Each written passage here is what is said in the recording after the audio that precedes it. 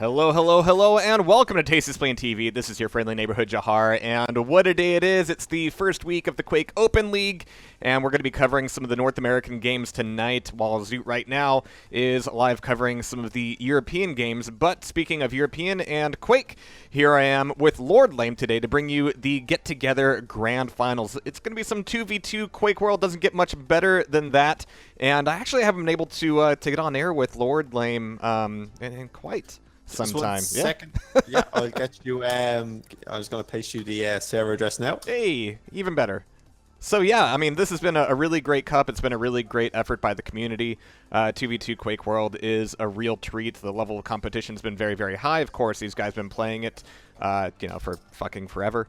And I've got my, 20 years of Quake shirt on, so I was like, that should be appropriate. I almost put on my Quake Live shirt this morning, but I was like, I'm going to do some Quake Champions later tonight. Maybe that doesn't send the right message. Well, yeah, it got political. But yeah, a little bit of Oasis here of Quakeworld, and it will be the grand final between the Aeronauts and the Terminator Predators. And that's really exciting because, again, these guys met in the playoffs already, and it was really close. It will be a best of 5, but it will also be a potential 2 best of 5 if we see this go into a tiebreaker on the as far as the bracket's concerned. And yeah, beautiful image. Really good work there. I don't know if you've already seen it there, Lord Lame, but take a look as I get loaded into the server. I have a quick look now, yeah. I'm just getting banned by Milton there by mistake, I think. Second here. So am I connecting directly, or am I... Okay. Directly, yeah. There's no QTV on that, on that server. All right. We'll just have to guess about stacks.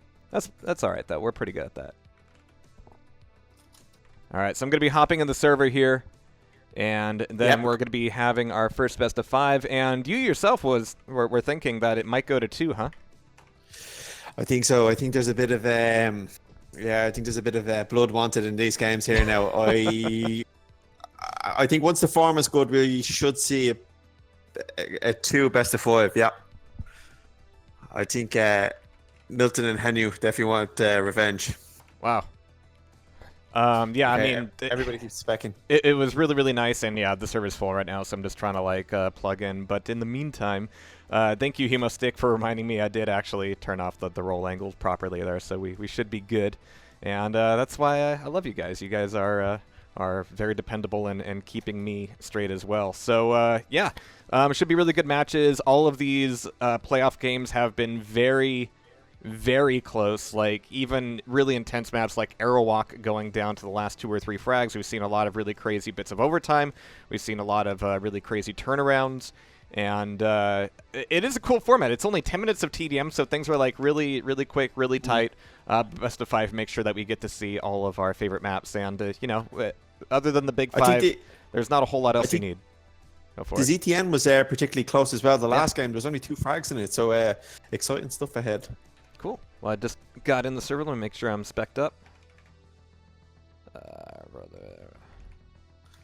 Okay, yeah, 2 of us seem to be there. Yep. Nice ping, Jahar. Thank you. Should take a while for my spectator command to make it to the server, but there we go. Cool. All right. So that means I won't have the team HUD or stacks, but that's the way it's going to be. You think it's going to be on this for the whole matchup? I think BPS is talking about Fefson, so I think Milton has a bit of a problem with his connection. So we may be staying on this server. Okay. We'll wait and see. Cool. I guess with min ping 25 is still okay. Ooh. The rules are out. All right, but I'm going to go ahead and hop in game here as we're going to be looking for our first matchup. And yeah, this is going to be a pretty solid map pool. It's going to be DM4, DM2, DM6, Arawak, and Blood Run. And it looks like we're dropping, so I'm not going in game right now. Yeah. Where are we headed? I think we're going to a different address. Cool. And that should have QTV, you think? I think it has QTV on it, yeah. That'd be nice. Team HUDs are nice. It's something I desperately miss in 2018. Yeah. Definitely a lot more information as well. I don't see them, though. Yeah, me neither. I'm just going to keep F5 in until we do. But I do also have some stats here from Joao, who's actually been putting a lot of work into the cup itself. And it is quite the dump of stats. And fortunately, I think we've also got the opportunity to hand out some awards to some of the Cup players in a little while. But most frags so far, before the final at least. Milton, of course, is going to be leading that pack there. He's always just a beast to watch. In Div 2, Bones actually had 889 frags under his own belt, so congrats to him. For quad runs in Div 1, it's going to be Milton again. And again, this is like before the final, so these numbers are not final, but that's 50 quad runs until now. Coming in at 30 quad runs in Div 2, Sven Quakeson 30 is rocking a few there. As far as red armors go, Carapace and Milton having the most red armor pickups in Div 1. In Div 2, that was Flash 162. Or Flash with 162 pickups. Yeah, I'm literate today. Most team kills. This is a fun one. This goes to Reppy with 38 team kills for the tour. And in Div 2, Bones actually getting the most team kills at 34. So most frags, most team kills for Bones, just shooting everybody. Best frag streak as far as some consistency goes. In Div 1, and this is on a single map, of course. In Div 1, that goes to Dev. In Dev 1, it goes to Div. Yeah, but in Div 2, that was Salmon with a frag streak of 48. Dev had a frag streak of 39. Jeez. As far as quad runs go, 17 frags go to Locust in Div 1 under a single map, under a single quad run, of course. Bones again getting another award there in Div 2 with 11 frags with a quad run. And I'm not sure what map that was, but it's going to be cool stuff. Now, getting into Aeronauts versus TTP, there's a lot of theory crafting about who's going to be able to take which map, and I love that these stats get very detailed because, as we've seen in previous matches, it's down to like just a handful of frags each time. We're not going to see many maps. I'm not going to say it's not going to happen, but we're not going to see it happen very often where one team is going to take like a 100+ frag victory. Not at this tier of play. So I'm going to keep hitting F5. I think, Jahar, I've just PM'd you the address there. Thank QTV you. is available on it there. Fantastic. Cool. All right, should be able to hop in there here pretty soon. There it is. Bingo. Bingo bongo. Cool, cool. All right, we've got everybody here, and these guys are punctual as always, so I'm going to go ahead and cut in game. And let's go ahead and have ourselves one. All right, we've got BPS, we got Locust. And over on TTP side, we've got Milton and Henu. And we're going to be having our first maps come up here in just a moment. So yeah, Lane, this is going to be quite the matchup, I think. Yeah, these are going to be good games, definitely. Quite serious games as well. So I'm expecting a 2 best of 5. We wait and see. Any predictions your side, Jahar? Well, I can't do as much theory crafting as I would like with the wiki down, but no, I think this is going to be close each way. I think Arawak is likely going to go to Aeronauts. They've just been a little bit more consistent. Locust has been that guy to always, get a lot of just consistent quad runs. He's able to sneak out a quad several times when it doesn't really look like anybody would be able to. And BPS, if he comes into his own today, like Arawak is really like his spot. You can kind of see when he gets fired up in Arawak and all the gloves come off and all the cylinders are firing, and he is just a machine. He's like he's psychic. It's great. Yeah, definitely. 2 very, very good Arawak duelers as well that can also play very well in 2-on-2. Milton as well and Henu, both quite good here. I probably would favour Aeronauts more on this map than DM4. Milton is a beast in 2-on-2. DM4, absolute beast. Tough to call. Just let's hope there's I said there's going to be quite tight games now. Definitely. Don't know what I couldn't call the other maps at all. Yeah, DM2 is... Oh, speaking of DM2, looks like we're going to be going into it here as our first. And yeah, it's one of the ones that's a little bit more unpredictable. Of course, quad runs are a big deal. Armor control is huge. Avoiding quads is much more of a possibility here than many maps. And of course, setting up fights in the big room. Yeah, I'm right with you there, Lord Lane. This is a tough one to call. We're going to have to see how many important frags the most difficult jump in Quake claims today. We're going to have to see if that ends up being a game changer. And it has been several times in the past. Again, I wish we could actually start on Arawak. That would get BPS. I know he's already been warming up, but that would really get him fired up and getting ready to kind of push in on some of those quads. But here, he's just going to have to take a breath and play it right. All right, so I'm going to go ahead and let them know that, that I'm ready. I don't know if they care, but I'm going to tell them anyway. And I'm just excited. I mean, it's been a really cool event. BPS has been funneling me matches. Joao's been really proactive on getting stats and getting everybody scheduled. Yeah, it's been a really, really successful tournament. I think nearly all the games have been played as well. It's at the drumming up quite a nice bit of activity as well, and the 4-on-4 has started as well. So it's been good, good all around, absolutely, and some quality games in it as well. And people like having BPS around and Joao around, like they're almost obsessive when it comes to getting information out there. Like there's just so much information, there's so much work that they do. They are quite literally obsessive about it, but it's people like that kind of keep things rolling. And it's infectious too. You can't help but get excited when they're so passionate about it. Absolutely, yeah, no, absolutely. Then the stream for the final as well is excellent as well. Muchos gracias, Jahar. Oh, my pleasure. Always appreciated. I just feel lucky that I was able to get it going today. I never want to say like, hey, you guys should reschedule because I'm not around, because getting 4 players plus admins is a lot harder to get a hold of than it is little old me. Right, it seems to be a bit of a hold up here now. Maybe they're discussing some additional tactics.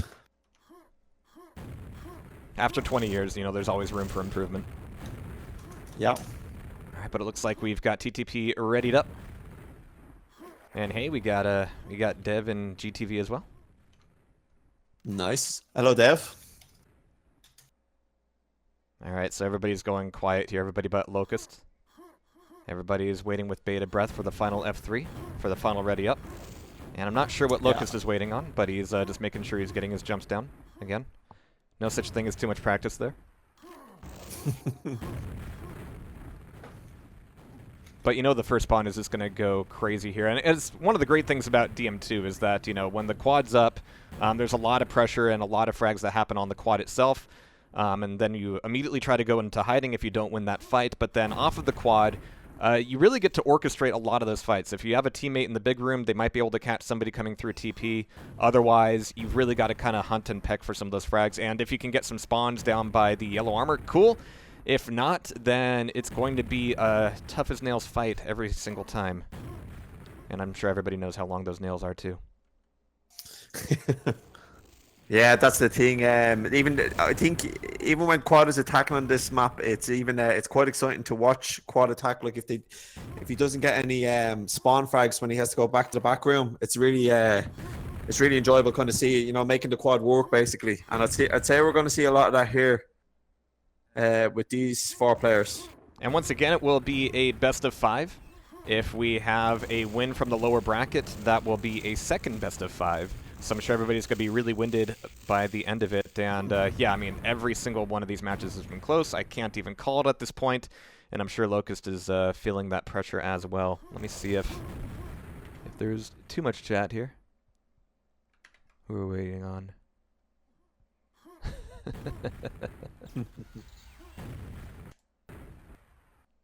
Alright, Locust is typing. I'm sure it will be profound. Still looking for Henu as well. Or is BPS actually AFK? Is that what's going on? I think so. He's not moving. Oh no, I thought he was already readied up. Well, he does have a family. I'm sure you can relate. Sometimes, yes. Sometimes things come up, and they can take priority over everything else. But doesn't his family know that he's a Quake god? You think they would show some respect, but I don't think that's the case today. It's the final too. It's for all the big bucks. But yeah, you're absolutely right. This kind of rolling into a 4v4 league. We haven't seen as much 4v4 ever since the dissolution of the EQL. But a lot of those players are still around, even if the actual brand is not. And so there's a lot of effort to kind of get the teams back together and get games going again. I actually have an interesting statistic here that Meeg has sent to me. Aeronauts seem to be undefeated on Arawak and ZTN. They haven't played DM6, and the Terminator Predators are undefeated on DM2 and DM6, but only won 1 out of 4 on Arawak. Yeah. Aeronauts has not played DM6. Statistic. Interesting. Well, apparently so, yeah. So, interesting now. Very interesting. I didn't think they were undefeated on ZTN as well. There you go. Yeah, you talk about, you know, maps that kind of encourage you to to play things fast and loose around the quad and then go very hard for some of those individual frags. And that's, again, kind of BPS's domain. As I'm sitting here looking at him, judging his wiggly polygons, looking for him to return to us. So there he is. He's getting a little bit of shaft, too, which is just fine. He's back. All right. Both kids woke up. What I want to know is what method he employed to put them back to sleep in 5 minutes. That's a nice trick. Sure, we won't call the authorities. All right, so again, BPS is back. Okay, here we go. That means that we've got him, we've got Milton, we've got Henu, we've got Locust, we've got everything we need for the best damn 2v2 final we're likely to see this year. But here we go. We got TTP and Aeronauts going live here on DM2. It's going to be Henu getting the first pickup for Rocket Launcher, going back in for Secret Red. A little bit slow on it, but as they move back into quad, BPS is going to have that first grab. He's got a little bit of armor left over, as well as that Mega. So even though he's a little bit light on weapons, he's got the quad, and everybody's going to be fearful of him. Oh, I think we have a bit of jitters. Okay, well, even if he didn't get the jump, at least he hasn't fallen into the lava yet, and he's going to be looking for some players. But he's got rockets, and he's got that first frag off, and the very first frag on the map, and that's exactly what can happen here on DM2. Where you just have really nice a lot of very, very well-crafted, well-paced out frags. And what a solid run that was. 4-on-0 at the moment. We got BPS coming back in towards Yellow Armor, looking for any spawns from Locust. He's not going to catch them just at the moment, but back in top, we've got Milton with the red armor trying to push on through, and it's going to be a nice double teaming. But that is 1, 2, 3 rockets that he's just eaten like nothing. And finally, BPS is going to be able to take him on down, but he had to give up position. He had to give up stack for that. And with the next quad coming up here in just a second, Locust is going to be the man on the plate. He's able to get a fantastic rocket off and get on that next quad as well. So this is going to be 2 quad runs for the Aeronauts here to start things off, and with a solid lead at the moment. Good start for them. So Locust dropping back down, still looking for some of these players. And it's an odd mixture of looking for fresh spawns that your teammate is funneling to you and just, you know, trying to poke around the corners of the map and flush them back out towards big. But right now, Locust is not finding too many bodies, which means that everybody will be set up back here by the other items. And yeah, so, some smart play there from the TTP, not giving away anything. Yeah, so of course it's always a lot of chaos in the quad itself, but after those first frags, or, you know, rarely the opportunity to run away, it's definitely wise to do so. And that's kept the score tight here, 8-5. As we have the first 2 minutes knocked off. Locust coming back here into quad, but it's going to be a bit of a fight. Red armor versus red armor, but beautiful shots there from Locust. Not even losing too much stack to Milton there, and that's going to be a huge leg up in winning this fight over the quad, especially as Henu kills Milton. But it's going to be Henu getting the grab on the quad anyway. The first quad run for TTP. Let's see what he can do with it.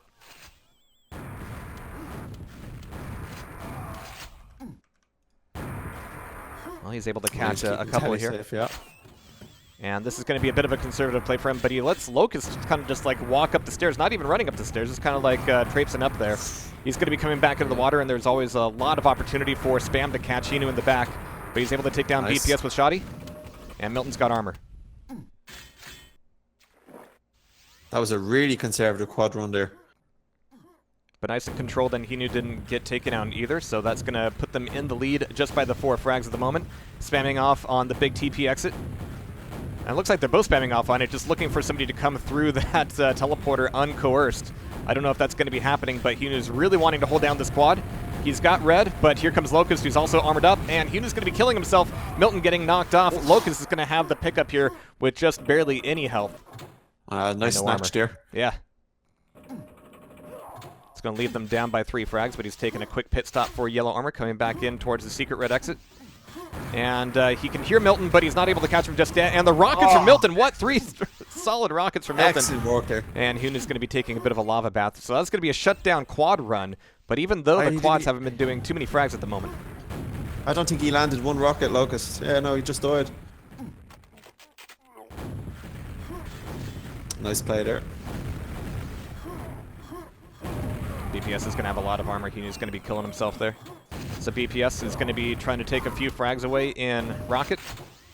It's going to be pretty solid, but he's going to be down on the health quite a bit, and Secret Red won't be back up for him at the moment. But that's going to force him back here onto quad. He's not really ready for it, but he is here. And that's sometimes half the battle, and nobody's killed him just yet. Everybody's being knocked off of this quad. It's completely empty, and so BPS with only 42 health is able to take it and come back to the top of the map. He had such a little stack there. He had no armor at all, and he managed to take the quad. And Locust was able to fend off everybody else on TTP by himself. And so that means that BPS has at least an opportunity here for frags. They're down by 9 at the moment. So as we're looking at close to the halfway point, this defense from TTP will be absolutely vital. Really nice defense as well there on the back room.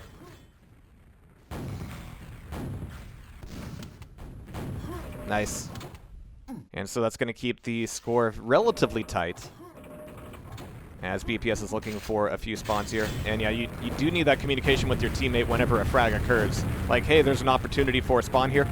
Let's try to spam things off. You don't get to do that as often as in something like DM4, but you know, every frag on DM2 counts, because if you've got to hunt for them, they're not going to be easy to find. However, it's easy to find frags at quad. Go ahead. One frag can lead to another 5 or 6, depending on where you are as well, so definitely quite important. And it's going to be BPS back on the quad. Another opportunity for the Aeronauts to come back in on this. Only 6 frags down. We've got Locust actually catching a few frags off the spawn, leaving BPS in a really good spot here. If anybody spawns here, but even then, Milton sneaking that rocket through the grave. Play, yeah. I thought he had dropped down and left, and he was just sitting there waiting. Nice play. I think BPS thought so as well, so that's going to end that quad run, keeping the score fairly close, 17-23. 4 minutes left on the clock as Locust is looking to catch Milton down by the yellow, and he's able to catch him with that 3rd rocket. That's going to leave him pretty weak, but a frag is a frag at this point as he comes back into top mid. He's going to be looking back on the quad here as it will be spawning up in just a few seconds. He's going to take away that health. He has no armor, and this is not really a play where you expect to live very long, but you want to get some damage done and have that first rocket off as he hears teleporter coming in from Milton. Oh, and Milton just coming out of nowhere. A really fast play there, and Milton with red armor is going to be taking that quad away. This is bad news for the Aeronauts. Nice stack now as well. And at this point, he doesn't really need to get too many frags with it. Like, a few more under his belt would make a nice, comfortable lead for TTP, but right now they just need to deny this. Oh my god, bad spawns from BPS too. That's a couple freebies for Milton. Oof. Hey, look, he didn't board here. Yeah, suicide would have been a bit of a problem, but he's still alive. Henu's got yellow. We've got Milton back on secret red. And that should allow them to come back into mid, but Milton's actually dropping out of that, going back towards yellow.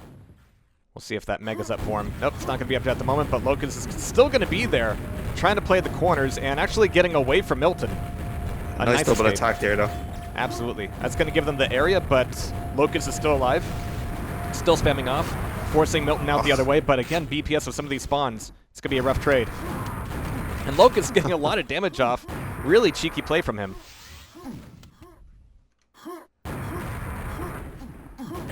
Nice. Nice. So 2 minutes, 30 seconds left. 12 frags up for Milton, and yeah, he is enjoying a smorgasbord of spawn frags. Which don't happen all the time in DM2, but if you can get the roll going on in rockets, that can certainly give you a nice, comfortable lead. Henu finding a few frags out in mid.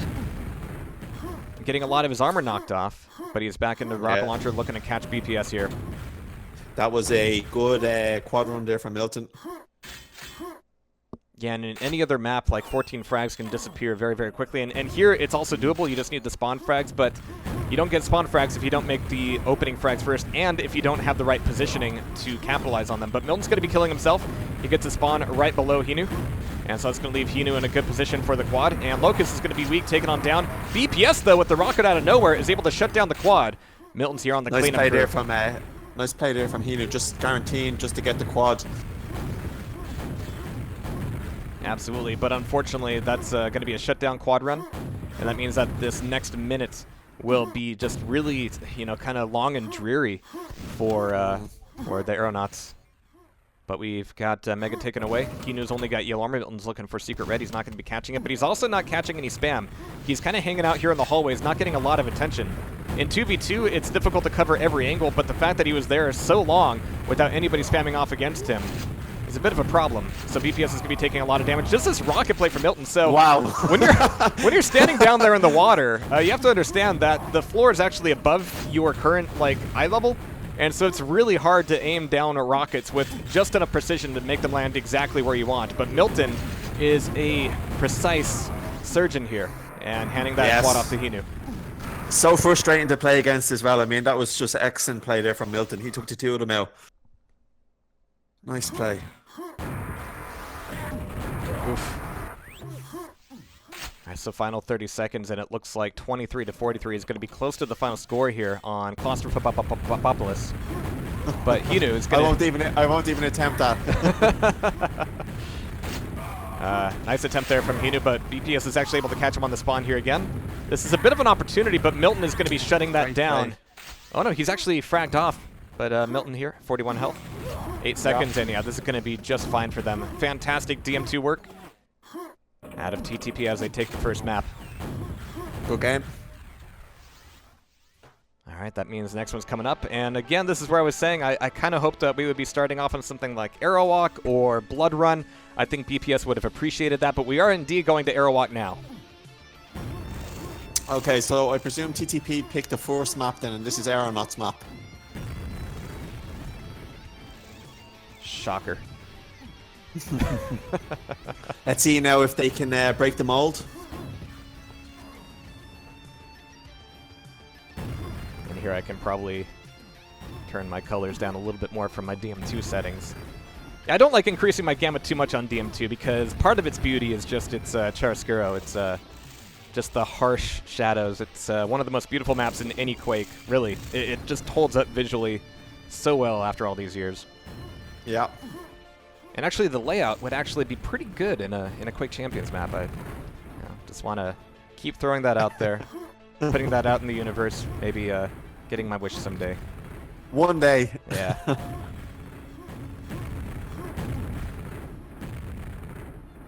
All right, so as we get ready here on Arawak, this will be another chance for Locust and BPS to come back into the series. Yeah, I think they're favorites here. Now, what do you think is worse? If you go down 2 maps in a best of 5 when you're at the top bracket, or if you're coming back from the lower bracket? If you're at the top bracket, I'd be thinking like, oh shit, I've got more maps, sure, but losing a whole series like this is not cool. Well, obviously there's less pressure if you're in the top because you've got another round to play. So in that regard, it's not as bad if you're if you're the winner and you've got 2 best of 5 and you're losing the first set. It's not too bad, but I don't think that really matters with these guys. Well, with the likes of BPS or Locust, they're pretty high skilled players. So if they lose, if they do lose this best of 5, I don't think it'll affect their next best of 5. I think they'll just play it to win, basically. It's all you can do. Yeah. I think it's hard to get into their heads. Alright, so we're just looking for some of these F3s here.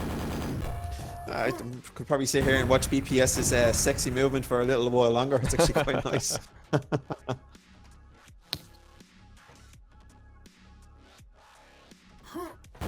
And yeah, allowing BPS a little bit of time to get his Arawak going on is the best, yeah. Oh yeah, so Marky, a question about movement between CPMA and Quakeworld. We'll have to wait. Because we're going live right here, right now. TTP versus Aeronauts on Arawak, with TTP 1 map in the lead. Let's see if they can get a second under the belt. But against Locust and BPS, that will be no small task. We got Milton, rocket jumping across the map, burning off that health immediately, taking away yellow armor, but then dying immediately as well on the quad. So as always, quad never lasted very long on Arawak. It's a miracle if it does, but Locust is going to be taking his usual position on top of red armor, handing off weapons to BPS, and it's like, hey, I like that. A little shaft in the back there. Yeah, a little pep. You get him. That was really nice. Yeah. A little bit of friendly shaft. That's what makes Quakeworld work so well. All right, so Locust coming back into red, and fantastic LG out of him so far. Able to take a very low health fight with his own shaft. He's only at 18 HP, but he's still crawling around looking for damage, looking for health. and staying alive most vitally. They're going to be one frag in the lead. Henu, he didn't see that coming. I guess he didn't know where that shaft was coming from, as Locust is getting way more frags out of the stack than anybody deserves. He just looks so comfortable playing here. He's just jumping around the map, just getting frags left, right, and center, and then he dies. But he looked quite comfortable there. And they're still going to be up a little bit here with BPS taking the quad. He's got yellow armor, and nobody was actually putting too much pressure on him, but Milton ready with that trap. So the really next level thing about Arawak is, cool, everybody piles in on the quad, neat. But if you actually set up, you can cover every exit from that quad room pretty easily. And if you've got rockets like Milton, getting those prediction shots is pretty reliable. And so that's going to be another shutdown quad.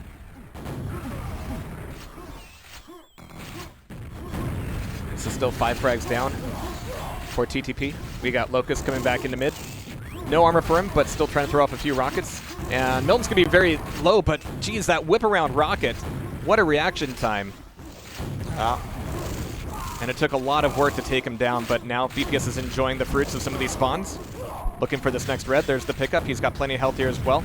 He's got to be careful getting off of the pad, as Milton, I'm sure, is ready with the rocket launcher.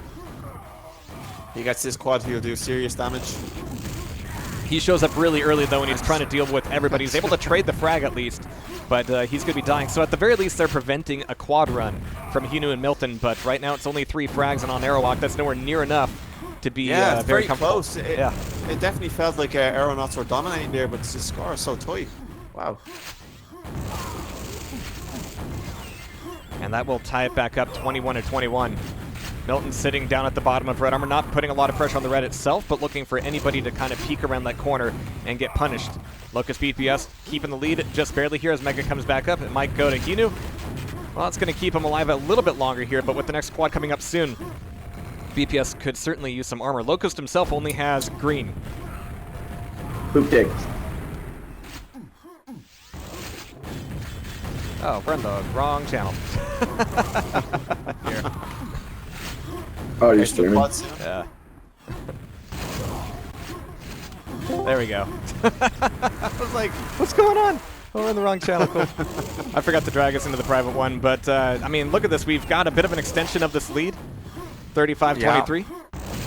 Look, and Milton got the quad there, I think. He died. And we're not going to see too many of those, but Milton's on top of red here. Still so close. Only 9 frags in it. Or 11 frags. And Milton's doing everything he can to defend this, but here comes Locust. He's going to be barreled all the way on through, but it's Henu catching him on the other end of the stairs, getting him right in his lap. It's going to be a big fight over the stairs. Milton diving down, looking for that play from... Oh my god, Henu actually getting a telefrag there. Locust getting taken Milton down. Wants oh this. My god, beautiful rocket. Yeah. He wants this toward red, and he's going to go straight for quad with it. Yeah, it's going to be tight timing here. Here comes the pickup. And he's got just a few seconds to make it back over. Even a little bit of shaft could make him tardy. And it looks like he's going to be too unwilling to give up these free spawn frags to go for quad. But he's in there anyway. And he's got the pickup, and he's got a bit of that armor left. My god, his shots are just amazing here. That's going to give him the tie. It's going to give him the lead. And I think Milton is going to be on a solid run. This is really nice play here now. Oh, jeez. No armor. I mean, this is going to be a really rough first half for the Aeronauts if Milton's not shut down here, but he is just on a roll, catching every single spawn. Like an animal. Yeah. Really nice play there. That is how you do a quad run on Arawak. And you note that he didn't really ever cross mid all that often. He kind of kept his back to a couple of the spawns. There was relatively few places where he could be taken down from behind, and he was just able to keep a lot of coverage over mid. Again, he goes for this quad now. Oh, wow. Very sneaky there through the telly. Nice LG attack. Yeah. Costing it. I mean, BPS is looking for this quad, and he's got the pickup, but he's got to survive Milton. But Milton was actually a fresh spawn there, dying on the fight over the quad. So this is BPS's chance for a little bit of retribution, turning into his own machine. Milton's looking for the long-range play. He's not going to get it. BPS is actually playing this quad from the other side of the map than Milton was, and so his opportunities for spawn frags will be a little bit different, but also his opportunity to either get a red or allow Locust to get one will be better. But, yeah, did you see that little trap there from Milton? setting up the Very ambush and not even dying from it, but doing a ton of damage against BPS. That will keep things close here at just the one frag now as Locust takes over red. Oh, Milton getting a bad spawn, but actually turning it into a frag suicide. Nobody deserves to get that off of a spawn like that. That was kind of lucky. Oh, and BPS is barely Great avoiding attack that there play from on red. BPS. Yeah. Yeah, really nice there. Took the two of them out and then took the red as well. Very nice. If only just barely, but now he's got a great stack. Everybody's got a target painted on him. Milton has got him Just like that, run it's down. gone. Jesus Christ, that was some stack. But the quad is down as well, so Milton actually had to pay a hefty price to take down a fully stacked BPS. And that keeps the score now 4 frags in the lead for the Aeronauts. As we've got 3.5 minutes left, Milton, love when we get to see his POV because, yeah, just his routing, his ability to trace down targets is crazy. Now, he doesn't have a lot of ammo here, and Locust is going to be able to take him down with his LG and red armor, but that'll cost him all of his stack. Nice. It's going to be traded off frag, and as the next quad is just around the corner. Yeah. Things are going to get a little bit quiet here as people are considering their stack, considering their options. But Locust, he's not slowing down at all. He's going to be attacking this Mega, and that's going to give him a very good stack with the red armor on top. And this could be a very good quad run for either him or BPS, depending on the setup. But BPS is still a fresh spawn. 5 seconds to quad. Here comes Locust. He's playing the game of the teleporter, getting a lot of frags off of it, and Milton is going to come in from behind to take him down. Sly rocket. But there's BPS doing exactly what he needed to as a fresh spawn, just shutting down Milton's quad. Nice. Yeah, BPS kind of staying in the mid here, daring everybody to run at him while he's got this red. And, you know, everybody's trying to take him down with Shoddy and LG, but he's still alive here. And Locust has actually got a red armor as well, so they've got full control of the top of the map. 20 frags in the lead. This is where they can try to, I don't want to say slow things down here because, for one thing, it's Quakeworld Arawak, and that just doesn't happen. But, you know, being a little bit more conservative with their armor plays.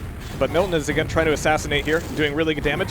BPS getting the rocket in, but it's not quite a lethal one as Milton takes over. Locust had a really nice stack there for a long time. Shaft is quite sharp today. Yeah, no kidding. Oh, Locust dies right before the quad run. That's going to be a really good win for Milton. He's not got a lot of health, not a lot of armor, but this is probably his last chance to make a really good dent on this lead. He's down to 2 HP. He's keeping on this side of the map, though, and BPS is trying to catch him and do what Milton does to him. But for some reason, Milton's still alive. And he's going to be taken on down finally. But, yeah, he was running around there with 2 HP for a very long time. Yeah. All right, so 23 frags in the lead. It looks like the Aeronauts are going to be able to take their own map. Yep.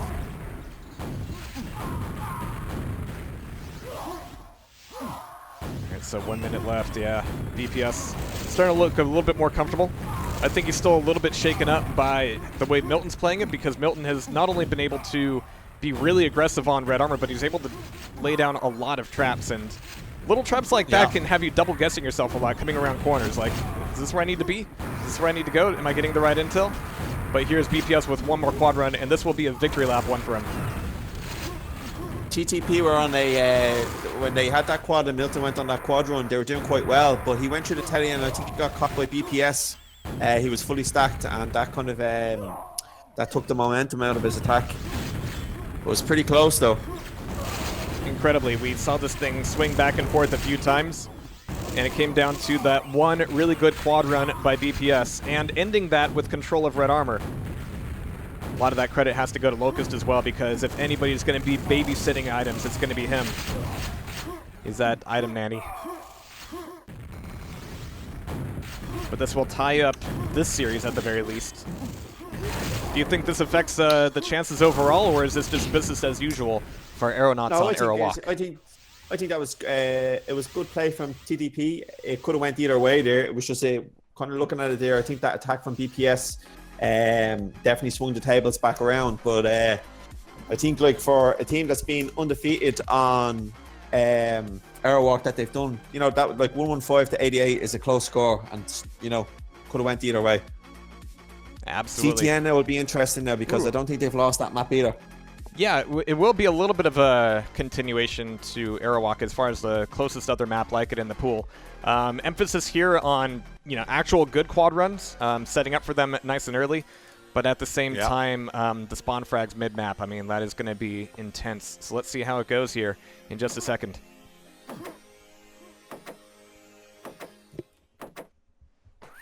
All right, so we've got Henu. On grenades, we've got BPS taking away the first Mega. Locust is going to be on the quad, though, only with the green armor.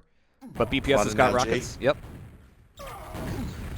Oof, and Locust is actually taking some damage from these TPs and not seeing anybody. In the meantime, he's like, come on, just give me a target. This map isn't that big, but Locust is having to run back completely out the other way and even having to double guess himself there. Here comes the red, and Milton snipes him without even being spotted. He looked a bit lost there. Jeez. All right, so they're going to need to talk about that for sure. Take a little bit of a break and go, hey, don't let Milton get inside your head. Excellent play there from Milton, holding the red, and Henu picking it up as well. Jeez. Really nice. Red LG. And he survives with the 1 health. All right, so this could be Milton cam for a little bit. But Locust comes out of nowhere to take him down. Really good aggression, and Locust is also going to be that guy. It's ironic for caring about the items so much. He's also never really looking at his own stack. He's like, 100 health, 200 health, 14 health, whatever. I've got it, and he's got the quad as well. BPS takes all his health. Yeah. That's what our friend's for. But Locust doesn't really need it either. But there are 2 frags in the lead. Locust looking for a Mega. That's not going to be there. Milton, though, again, just the assassinations from this guy. I think if BPS had left the health, though, he would have probably got the better of him there. Man. All right, so still 6 frags up here for TTP. We've got Henu doing some good work in mid. First 2 quads have went to Aeronauts as well, so quite surprising. But they haven't really netted them too many frags at the moment, and Milton is just on a shaft run. We've got the next quad coming up here in a few seconds, and Milton is here early. Henu's going to be a fresh spawn. Let's see if he gets a spawn anywhere close to it, but Locust is coming out here with LG. BPS is there as well, taking him down just as this quad spawns up, but Milton gets a very close spawn as well. And this is going to be BPS back on. Yeah. Very composed. Sometimes you have to kill a teammate because, the teleporter sprites are still working their thing out. But BPS just needs to start racking up bodies no matter what color they are right now. Alright, so 10 frags down, and BPS is back on a proper run. And getting that first frag off of Milton means that at least he's going to be more concerned about getting items and weapons before trying to take down BPS immediately. But still really good rocket placement. I'll keep things tight. That was a nice quad run there from BPS now. Yeah, with Henu down here, he's going to be popping through teleporter. It's going to be a nice flood of projectiles up to the TP exit. But Milton's dropped down. He's got LG, he's got yellow armor, and yeah, his LG today, like you mentioned earlier, is just phenomenal. Absolutely insane. Yeah. Really good angle play there from Henu as well, allowing Milton to hold on to what little health he has left. But here comes the quad. It's up. But Locust is more focused on frags right now than he is on the actual pickup, while BPS is down here just spamming off everything. Locust actually having to wait for the spam to stop from BPS before he can go take it. But he's got the pickup now. He's back on the map, but he doesn't have a great stack. Mega's not there either. So at least he's got a little bit of health. But Milton just tossing out these random rockets that just end up clocking at Locust, taking all the steam out of him.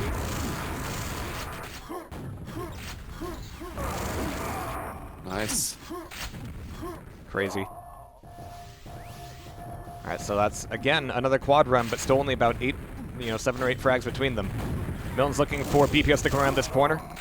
And yeah, just really methodical, scientific play coming out of Milton. Really well measured. Yeah, hitting very, very accurate rockets, and the LG against the quad and all like that. Quite strong. And you have to have, quite a lot of confidence to even attempt that instead of, just trying to get away or just throwing yourselves out. All right, but Henu's back here in the quad. He's going to be kind of the vanguard for it at the moment. Stack as well. Yeah, great stack. But here comes both players from Aeronauts, and they did a lot of damage, but couldn't quite take him down. Henu was even up there by himself. Milton was out elsewhere on the map. And now he gets the red as well. Yeah, this is going to be a great double team, and Henu's going to be well armored up. And here comes the double shafts. He's finally taken down, but at what cost? It's another 10 frags up after that quad run. That was nice play there from Aeronauts now. A shaft from each side.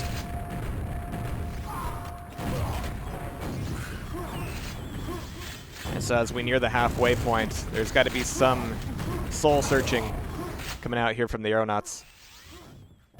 And yeah, fixing the Milton problem would be priority 1 for sure. Because there's so many times where he even leaves the main engagements, and when he comes back in, his first rocket is almost nearly always going to get a frag. Really nice little ambush there by Locust, though. He's able to get the red as well, catching Milton on the spawn, and he's not checking for another spawn. He's more focused on the quad area, but that also means that TTP can set up in the room. Henu's going to be able to get a solid rocket bounce off on BPS at least, but he's... Oh, Henu! What a great response off of the spawn to immediately take a rocket launcher and throw that spam out. So, totally dead quad. His rockets are like homing missiles. Yeah.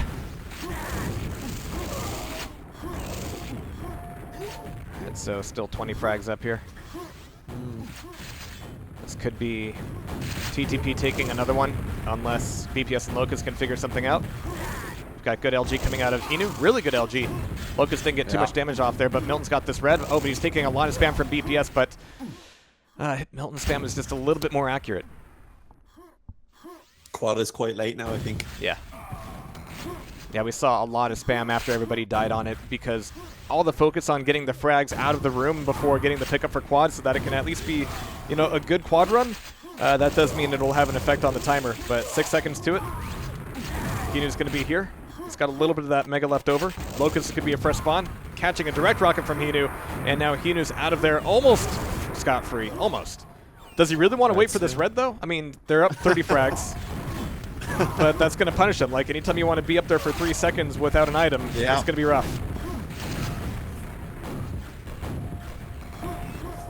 But at the same time, does that really give Locust and BPS much of an opportunity? Locust tried to push it on that red. It's going to be there for him to pick up on the other side of the spawn. 3 minutes to go, 21 frags though, and Locust is just on the run. He is chasing down every frag he can, especially as Henu's trying to kind of hide in the back of the map, trying to pace out some of these frags, slow things down. Locust needs to crank things up to 11.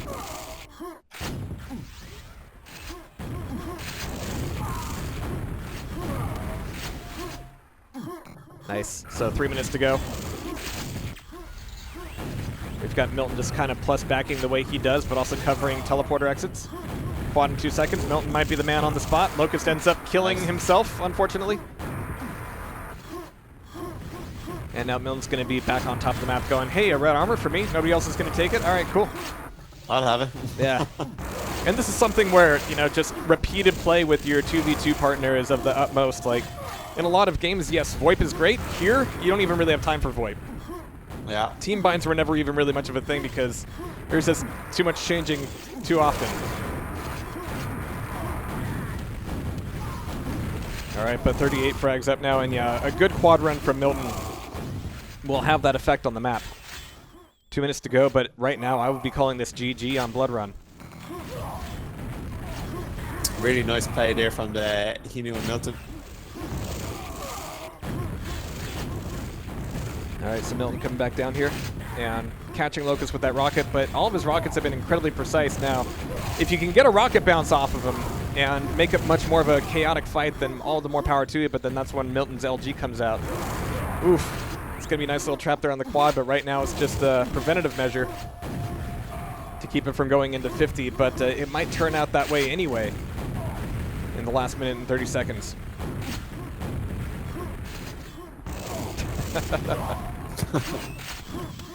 You know, I don't think, you know, barring those first two kind of awkward quad runs, I don't think there's been too much on the macro level that's been going wrong for either of these teams. It's the fact that Milton is sometimes not moving and setting up a trap, again, that could just have a greatly proportional effect on things. Yeah. If you're not moving, you're not coming around a corner that your opponent is expecting you to come around. If you're not moving, your opponent might well come around a corner and you'll have that first shot. And with Quakeworld rockets, you know, there's a little bit of wiggle room when it comes to your prediction. Even a not so direct hit is pretty damaging. But geez, BPS looking a little bit janky on his movement, but he's able to take this last and final quad. But it's not going to be lasting long.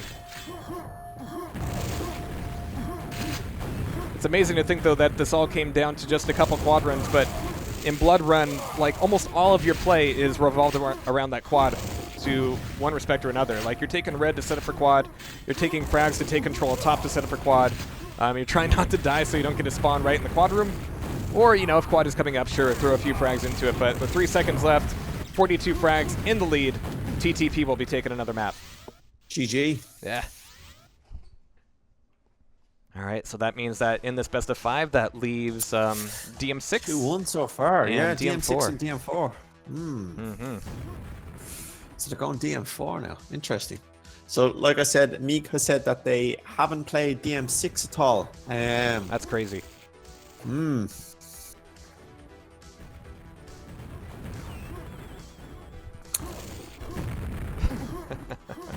Gonna pop up the Street Fighter image one more time. I gotta say, the Photoshop work is just phenomenal. Even the angle matching is great. That Zangief is amazing. I don't think we're ever gonna see him with that kind of facial hair ever, but it's a good look for him. Are the teeth real, though? Is that a real expression? It's gotta be, yeah. Even the color matching is A+. Really, really good stuff. All right. TTP on match point for this best of 5. What do you think DM4 is going to be like? All right, if we're going to throw out any kind of map predictions, what it's going to be DM4. DM4. I don't know. Like Locust is a beast on DM4. Milton is a beast on DM4. Henu is beast on DM4. Team play and stuff. I don't know. I think Milton seems to be coming into his game a lot here. And I mean, I know we keep saying Milton, but I mean, Henu plays a big part as well. But yeah. I think if he gets the right spawns, he'll TTP will take this home. Well, I mean, it's up to the spawn gods, I guess, for for TM4 then, as is generally the way. All right, but if TTP makes this, unless I'm completely backwards here, that means we'll be going to a second best of 5. Yeah. All right, so good luck to them. I mean, again, it's a big hill to climb. Aeronauts has got to take this map and the tiebreaker on this best of 5 in order to take the whole cup. But again, if they lose this one, they have another chance. But they don't have a lot of time to kind of take notes about, you know, what went wrong on Blood Run, what went wrong on DM2. Just got to roll with it. That's what you said to me earlier on. Now I think after losing ZTN, Aeronauts might be a little bit shaky on this one here because they have to win this to stop it going to a second best of 5. Yeah, you do what you can to not think about that because it is, yeah, it's not the best thing to think about. All right, let's see. Are we looking for any delays here or AFKs or? Oh, looks like they're all just taking a breath.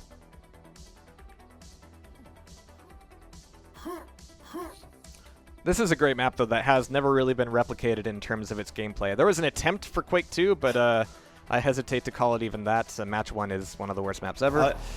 I love this map. I love this map in duel, but in 2-on-2, I am as hopeless as it comes. I just cannot play in 2-on-2. It's too much. There's just too much going on at once to... Yeah, I can't keep up. Well, we are going to try to keep up with it here as we get going. It's going to be, well... Telefrags and LGs off here as we have both the first frags and the first lava deaths to kind of even the score back up at 0-0 as the case may be. BPS actually not taking lethal shaft there, and he's able to get away from that fight, doing some decent damage.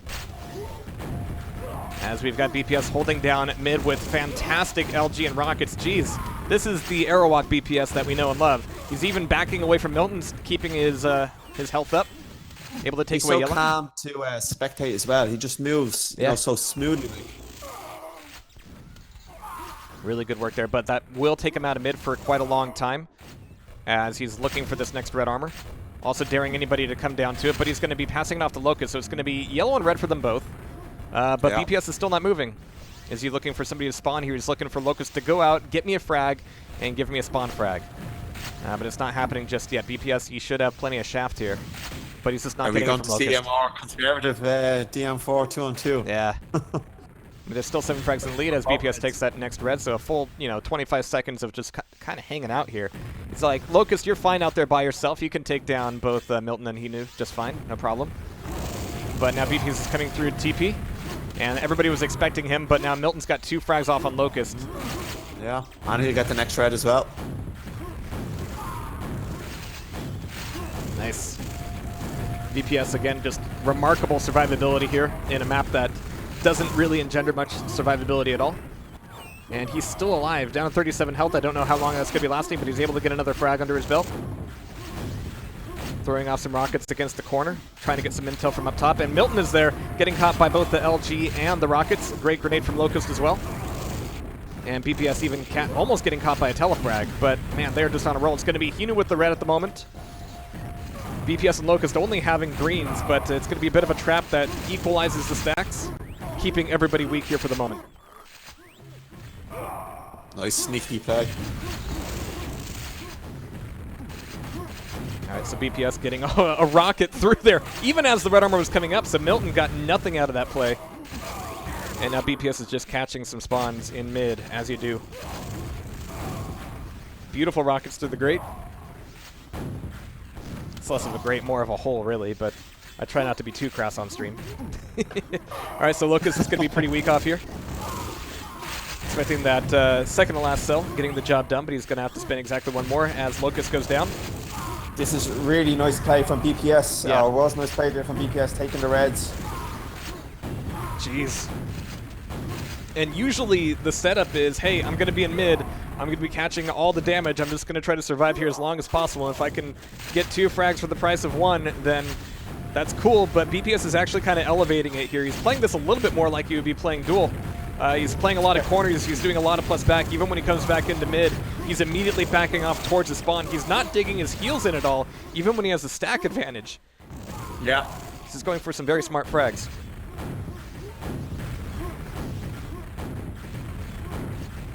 And that's why we've been looking at him for such a long time, even with 8 HP. He's going to be taking a bit away. Locust is going to have that red. BPS might just be chilling here. But it does take a lot of faith to tell your teammate to go, hey, just kill them both, all right? Please, just do that for me. I'll be down here for when you need me. But BPS is still looking for this next respawn of the health. He's going to get that as well. And it is the real secret of TDM. It's not about getting frags. It's about not dying. Yes, staying alive. Oh no, but it's going to be the lava finishing off that run. But 24 frags in the lead here on DM4. I know that this map can have scores like this, but this is actually the widest score on DM4 I think we've seen in the playoff brackets so far. At least in this stage. Only 4 minutes in. Yeah, this is huge for them. And BPS still playing it very slow, waiting out for this next red. He's actually got a pretty good time on that spawn. So he's Nice able to shaft take here it from Locust. Absolutely, so he's able to trade that off. Really as nice BPS. shaft there from Milton as well. Yeah, he's really been having the best run of it today, which is maybe why BPS is starting to play this a little bit differently. Playing a little bit more CS style, but also just having fantastic timing with these rockets around the corner. 22 HP, and he's being incredibly aware of that. Oh no! Locust jumps in front of him. But that's still 5 minutes to go with 16 frags in the lead. This lead is starting to dwindle. But of course, with no quad here, there's no instant, reset the score button. It's just about that DM4 grind. BPS And this is a grind. Yeah. These are not giving away too many easy frags. BPS is really happy to be down here, though. Milton will go and try and take every single red armor now for the rest of the game. And you can see that Once he's in BPS is control. trying to hold the noose in on that. 15 frags up for Arrow. As Henu goes down, Milton's going to be down by Mega. BPS is looking for one more rocket to get in there before the lava takes him. It's not going to work out. But now BPS is going to be a little bit careful. He doesn't have a lot of weapons, doesn't have any armor. It's the one bad thing about spawning down there is you only get the 5 rockets to your name, but he's able to do some damage to Milton before he goes down. He gets the red even though the guy just spawns right in front of it. Alright, so 4 minutes to go. And this grind is indeed starting to weigh in the favor of Milton and Henu. BPS keeping a lockdown on mid, going back out for a lot of health. Not a lot of armor. Catching, oh my god, beautiful rocket there from BPS. It's not easy to get a knock like that into the lava from... Oh my god, he gets telefragged. Oh jeez. Fortunately it wasn't a team telefrag this time. But yeah, you're right. Telefrags like that can He was on absolutely have such an a effect on roll the there, pace. yeah. Yeah. Enemy just BPS telefragged him. Alright, so Henu, nice shotgun from below. Nice double frag with the SSG, in fact. With this double barrel shotgun, in fact, not just the regular boomstick. So 3 minutes and 20 seconds. We've got BPS still kind of struggling to get a foothold on any of these spawns. He doesn't even get a mega off the mega spawn. So he's just kind of playing the corner a little bit more. He's got Henu taken down, but where's Milton? He's going to be up top with the yellow armor. And he's still taking only a little bit of damage here. Henu's just running right into BPS's rockets again. But they have lost their large streak. Locust is going to be very, very weak. BPS doing a little bit of a body block, but Milton still got armor, and he's still got this fantastic LG, taking them both down. So tight. Jeez. That's the BPS catching a bit of a respawn, but he's able to take down Henu, getting that drop in for the LG. Fantastic rocket just as Henu spawns up as well. But BPS has his ultimate sights on the armor room, and he hasn't been able to make it back in there for a while. He hasn't even spawned in there in a little while. But he doesn't want to take a gamble on it now. Only 3 frags up. Oh. How did he survive that? I don't know. He took a lot of shaft, but maybe didn't get hit as much as we thought. Yeah, Milton's still alive here. Oh my god. Yeah, BPS actually had a perfect trap, and it was double-sided. Good LG, even in midair. Henu's going to get the revenge on BPS, but the damage is done, and the control is back in Locust side for the red armor, at least. And that could keep them running here for just a little bit longer. And that's exactly what they need to be doing. So Henu's going to be catching it right in the face. Not a lot of room to dodge up there. Milton's going to be taking one in the face with the yellow, but fortunately with the armor, he can withstand at least the one. But yeah, that one red armor from Locust is giving them a little bit more mileage in the final 2 minutes. And actually here, yeah, they don't really need to be super aggressive. Hey, wait a minute. Yeah, we can, yeah, you come to us, actually. It's all good. You guys could take all the armor. That's fine. We've got rockets here. And we're 10 frags in the lead. They're bought mega, are they? Yeah, I mean, yeah, they, I thought they did. Yeah, BPS has got it. So the fact that they both spawned down at mega means that it is the best time to start sandbagging. Yeah, this is it. Oh, no, but Milton spawns behind, and BPS is able to take him down, but that means that BPS is by himself. That means that that sandbagging attempt is going to be over, as they've got to play the rest of the map now, but they, you know, they burned a good 30 seconds that way. Yeah, no, absolutely. It's, you know, they've got a 10 frag lead. It would have went to 2 best of 5s there. I think it's GG now. 40 seconds. Yeah, GG. Joao saying that Aeronauts should be getting the Quakeworld Go award. They're saying I should be the referee. All right, but 20 seconds in. This will tie up this series. That means that if the Aeronauts can take the next map, which will indeed be DM6, which is a big question mark right now, they'll be able to close off this grand final in a single best of 5 series. If not, they've got to find some more energy in them and do it all again.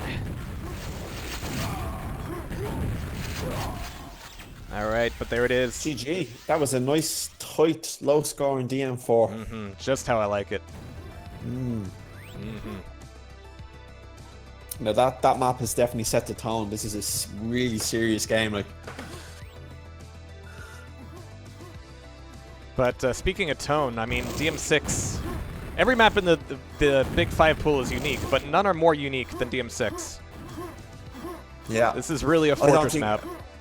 Okay, here we go. Potentially final map, or not, as the case may be. Let's find out. If Aeronauts can take it, they will be the winners of the Get Together 2v2 Quakeworld Cup.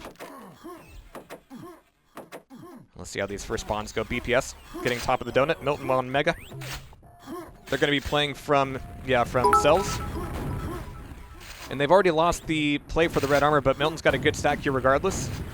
Green armor plus Mega gives you a lot of mileage, but it's going to come down to these first shots. And BPS is just diving out here with LG. Not exactly the subtle play that we saw in DM4, allowing Milton to stay alive and get back on top of this red. He's even going to get the pickup here and taking a lot of frags off of the Aeronauts. Yeah, really, really nice play there. I mean, I think there was an LG. I don't know if they had 2 LGs or not, but Really impressive play. All right, so this is where Milton wants to hold on to the red armor spawn long enough for Henu to get a pickup. Popping out in the mid. It was actually some good rocket damage coming out of BPS there, punishing Milton for his peak. Milton just kind of dancing around the grenades for the moment as Henu gets his pickup. And this is where they can kind of push out and get some more frags. Yeah, and this is actually decent. Usually, if you've got a great lead, you don't really need to push out from red armor, but here, they definitely want to solidify their presence. Oh my god, that rocket from Milton! What the hell? Right in the eye. Oh, jeez. That was nasty. Alright, so 6 frags in the lead. Locust is trying to push in at low rocket. Milton's able to take him down with 2 spams. I call them spams, but they're very, very precise for Milton. Yeah. And Henu's only got a handful of health. And BPS's 1 rocket of opportunity does not go anywhere. Locust is able to take down Henu, and they're actually making a move back into the red armor room. BPS is here, as well. and he's got the pickup. Really good timing. Spawn. Yeah. Yeah. Spawn of God, like pick up red, RL, and LG. Sometimes they smile on you like that. Alright, but that's still them down 8 frags, and you could see that, well, actually Milton and Henu are still being pretty aggressive here. They want to get this next pickup, they want to get control back. They don't want to just sit on this 7 frag lead that they've built up. They don't want to bank on that, but man, BPS is having some really good spam up on top of Donut. And Locust is even pushing out with his own rocket launcher here. Henu coming back across, and again, just kind of diving out like BPS did. Didn't quite make the jump across. Oh, and really good rocket from BPS on that spawn. Yeah, Quakeworld is still unique among Quake games for really rewarding you for just insta-firing a rocket whenever you hear a spawn. Alright, but they brought it within 1 frag, but it's still going to be pretty tight. Milton's still diving in as a fresh spawn with red up without a teammate. That play was actually a little bit weird, and that will be the frag that ties it back up 13-13. He did get a kill, but they're really going to have to time their attacks together because both players will have red and LG, and very hard to break. And Locust is back in a good position. He's got the bad spawn for Milton. And Milton's doing a little bit of boomstick damage, but Locust can recover here. And Milton's still diving in. Holy crap, he's not wasting any time. So as long as BPS and Locust can't hold on to this, you know, armor or no armor, just getting that 1 shot off of Milton, that'll be the big deal. They're going to be able to enjoy a few more frees. Mega health as well. They've got a much better stack here. Only 10 frags in it though. They just need to not lose the head. That's absolutely it. If they keep diving into these shots like Milton and Henu have been, frags, yeah. We seen what happened on the DM4 there when they had a bit of a lead. I mean, same thing will happen here on DM6 if they do manage to turn it around. You are right. It's still very, very early in the match, and BPS is, you know, he's got the Mega, he's got the Red, you're absolutely right there, but also, if he gets caught, that'll leave Locust by himself, and even if the spawns don't go all that well, Locust will have, you know, just the 2 rocket advantage to protect base. Yeah. And BPS is going to go down. Nice. I don't know how he managed to do that, but Jesus Christ, he done it. But it's worth saying that Aeronauts, for having the control, they got a lot more frags for the limited time they had it than TTP had in the earlier part of the map. But I mean, when you're giving away that many frags, like, you know, you can just slow play. I know it's still very early, but it can be very frustrating to play against. Now, 17 frags in DM6 is definitely the time to slow play. This is where Locust and BPS would shock me if they just kind of throw this lead away. Yeah. That means that Henu and Milton will have to get crafty. They'll have to get clever on their plays to attack. Locust is still putting some pressure on Red. We got BPS as a fresh spawn. Back at Mega looking for the pickup, and yeah, he's doing the right thing. Like, do what you did on DM4, try to hold it down. And Locust is doing some really good work out here in mid, ducking away from these shots just at the right time. Alright, so 5 minutes to go now, 18 frags in the lead. Henu still got this Red. I don't know where Milton's at right now. Yeah, he's going to be up on top of Donut. Locust is leaving the fight. Mega as well. Yeah. And this is pretty much giving control away, but it's also forcing Milton and Henu to come to them. Locust is going to take a quick peek, and here they come. Yep. BPS might not be long for the world as Locust is caught twice, but he's moving back into mid. Locust is moving in from below. Good LG coming out here from BPS. He's still alive. He's still got Mega. He's playing so calm compared to the way Milton was giving away free frags and Henu was jumping into it. And he gets the kill, Jesus Christ. And yeah, like you said, BPS Nice. very calmly moving back into red, but he takes shaft from both ends. That's going to give the red back over to Henu just as it spawns up. And it's going to be a big mess down here in mid, and this is maybe not the best time to be having this kind of fight. Milton is going to be letting all of his frags loose, and again, I will be shocked if Aeronauts gives up this lead. Yeah, I really want to see the second best of 5. Really. Alright, put 11 frags up. BPS is still playing plus back. Milton's not catching him with his rockets just yet, trying to spam off on the corners. Get the splash damage going. BPS is in trouble. He's going to be leaving. There goes his Mega. And Milton's actually on the chase. Locust throwing a few rockets down the hallway to try to catch him. BPS almost catching him with that air rocket. Oh, and there's Locust to take him down. Really good work. Yeah, nice LG. But this will open the gates to red armor again. Like, as soon as Milton dies there, you can see that everybody's kind of weak. Locust is going to take away Mega, but he's got to get back over to the other side of the map very, very quickly here, as BPS is going to be dying at red. Getting a spawn there at red, though. Henu got the red.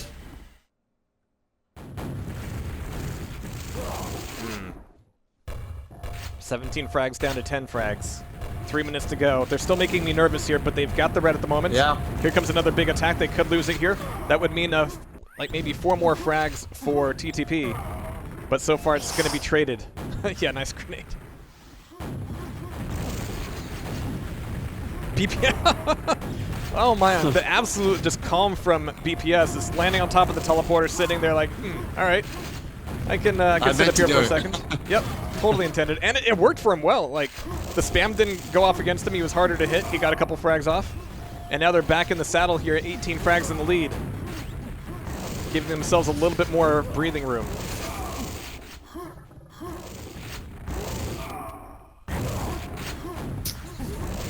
And I gotta hand it to BPS here. He's really changed the way he's been playing throughout the series. But he looked so just completely calm. Anytime I expect him there, like, he just looked completely relaxed, completely calm. Wasn't giving away anything for free. Had to work to kind of get the frags in on the DM4 as well. Yeah, usually the mind share between Locust and BPS is, you know, BPS will have all the synapses, but Locust will have all the actual brain cells. But BPS grew a few brain cells of his own. He's playing really good plus back games, learning a solid lesson from Milton on Blood Run, I think, with Milton being just as sneaky and and ninja-like as he was. And yeah. BPS had the perfect reaction. It took him a map or two, but it's worked out well. And now 31 frags in the lead is one of the largest leads I've seen in DM6 for a while. I think it was the right play as well. Like, they really wanted to win that DM4. They've done it, and then even on the DM6 as well, they played a lot more conservative than TTP, and it's played off. And yeah, I don't think there's any real coming back from TTP here. They almost push it into another best of 5, but Aeronauts is going, hey, we're up here in the upper bracket. We earned our place. Yeah. And we're not going to be letting it go. Not quite that easily. But yeah, I mean, actual frag-wise, yeah, Milton 26, 12 for Henu. BPS and Locust really close, actually, with 37 and 30. Yeah, this is victory lap time. GGs are going to get called. And what's fantastic about, you know, this Quakeworld community is that we see how great these players are in different game types, from 2v2 to 4v4 to duel. And Milton, for saying that he's not a duel player, is, you know, just so happens to be the best duel player.